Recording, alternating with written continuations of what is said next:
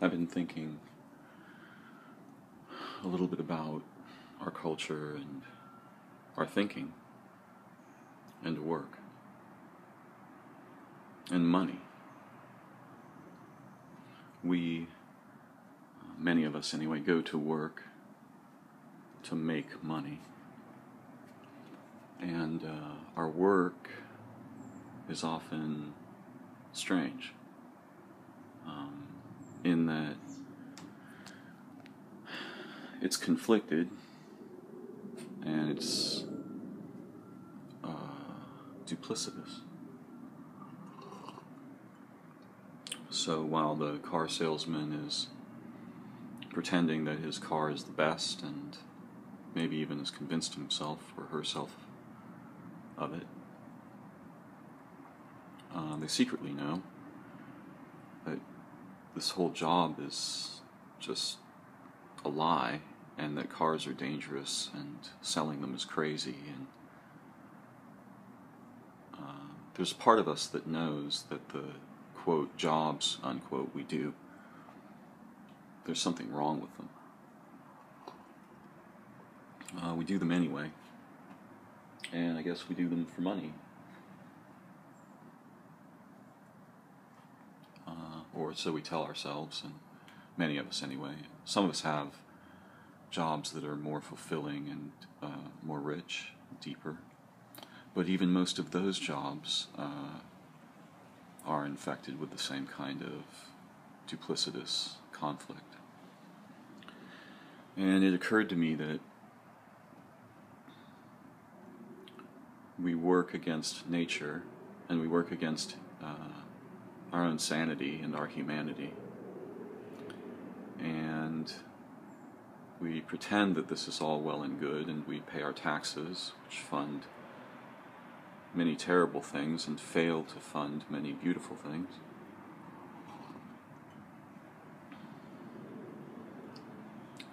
And it just seems to me that we're working against ourselves, and we're working against the hope of our humanity and intelligence. And we're perpetuating a nightmarish facade that's killing people's lives and hearts and families and destroying the planet, wiping out life on Earth, poisoning the atmosphere, in all kinds of new ways each week. It's not a stable nightmare, it's an explosively self-progressing nightmare. And if we're working against nature as a people or any kind of collective, if what we're doing is causing egregious harm to the natural world, in the products that we're making or selling or buying or trading, or even the ways that we use our technologies and machines. If we're working against nature, we're working against ourselves. Our bodies are nature. Our minds are an aspect of nature. And when we're working against nature, we're working against each other. And our jobs are working against each other. We're not working for each other, and we're not really working for ourselves. We're working for the sake of fictions that are lethal in their agenda and their structure and their activity, and have long been. And we're working to belong, quote unquote, to fictional collectives that we didn't establish, and that actually don't exist as persons and have no concern whatsoever for us, the planet, our future. Their concerns, like their basis, is fictional. And so somehow we have to find a way, become a way of working with nature for each other and the hope of our human intelligence, the hope of life on Earth.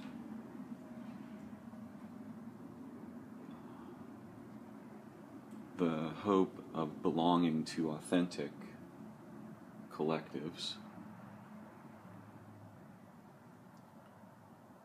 The hope of forging them. For the promise of our human birth and history, for the promise of human and living hope. We have to stop working against nature, against our own intelligence, and find ways to work for each other, with and for each other, and for the history of life on Earth and its future.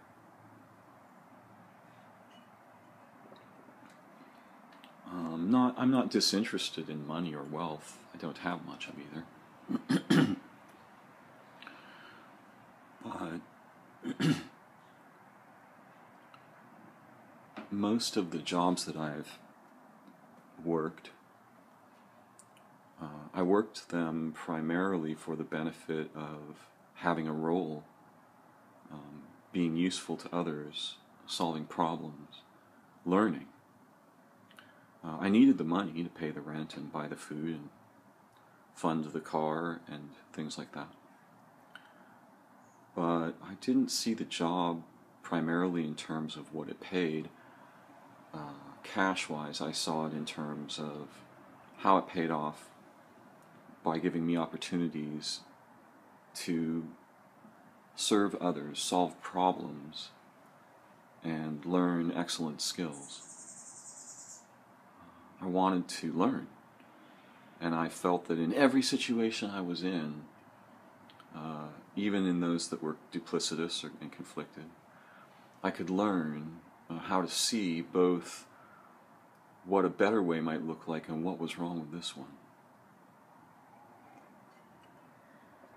And I struggled against the trenchant culture of the workplace and the larger orders of culture that surround and enclose and inform it, bureaucracy and falseness. But I was excited to be working because I was excited to be learning, not so much because I was excited to be making money, although it's good to be paid for one's work. In our culture, it's important. And even when I was making a lot of money and working for myself, so there wasn't as much duplicity or confusion, the cultures that surround work made that extremely difficult and costly and painful to pursue. You know, we can slowly transform what we're doing into action for others that lifts us all up together,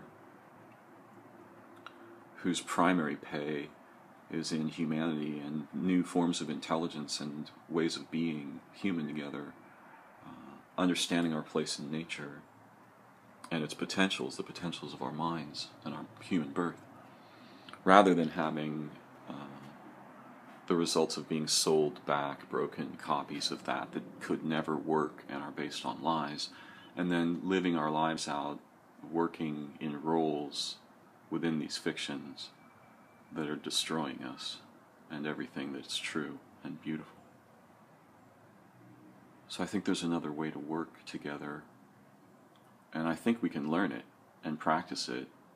Almost anything would be better than the incredible suffering and deprivation that we get from all the other things we do.